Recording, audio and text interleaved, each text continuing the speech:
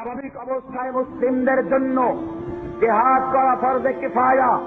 কিন্তু যখন বিশেষ কতগুলো কারণ পাওয়া যাবে তখন আর ফরজে কিফায়া থাকে না। নামাজ যেরকম ফরজ, রোজা যেরকম ফরজ, হজ যেরকম ফরজ, যাকাত দেওয়া যেরকম ফরজ, ঠিক তেমনি ভাবে বিশেষ কিছু অবস্থায় প্রত্যেকটা মুসলিমের জন্য আল্লাহর রাস্তায় যুদ্ধ করার জন্য অস্ত্র ধরে লড়াই করা ফরজ হয়ে যায়। আমি ফতোয়ার কিতাব থেকে বলছি, এক নাম্বার কারণ হচ্ছে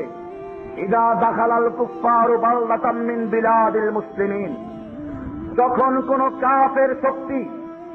মুসলিমদের কোন শহরে ঢুকে পড়ে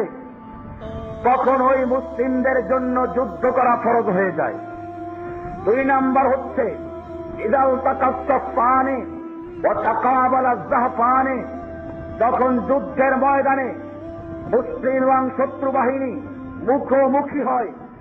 কাতারবন্দি হয়ে যুদ্ধের ময়দানে সারিবদ্ধ হয়ে দাঁড়িয়েছে, এখন আর পালানোর সুযোগ নেই, তখন যুদ্ধ করা ফরজ হয়ে যায়। তিন নম্বর কারণ হচ্ছে ইদা তানফারাল ইমামু ফুরাদান আও কওমান ওয়াজাবা আলাইহিমুন নাফিরু, যদি মুসলিমদের ইমাম, মুসলিমদের আমির ঘোষণা করে দেয়, কোন ব্যক্তিকে বলে বা কোন জাতিকে বলে তোমাকে যেতে হবে, তোমাদের যেতে হবে, তখন তাদের উপরে ফরজে আইন হয়ে যায়। এমনি ভাবে চার নাম্বার কারণ হচ্ছে ইদা উসিরাল কুফফারু মাজমুআতাম মিনাল মুসলিমিন, কুফফাররা যদি মুসলিমদের কোন সংখ্যা, মুসলিমদের কতিপয় মানুষকে গ্রেফতার করে নিয়ে যায়,